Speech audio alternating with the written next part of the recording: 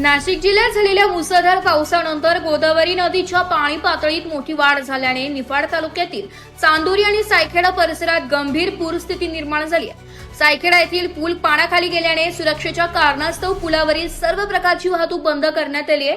दुसरीकडे चांदोरी गावाचा मुख्य बाजारपेठेत पुराचं पाणी शिरल्याने नागरिक आणि व्यापाऱ्यांची मोठी धावपळ उडाली आहे।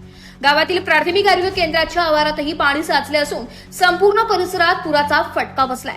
दरम्यान पूरग्रस्त नागरिकांना सुरक्षित स्थळी स्थलांतरित करण्यात आले असून बाधित भागात मदत व बचाव कार्य युद्ध पातळीवर सुरू आहे।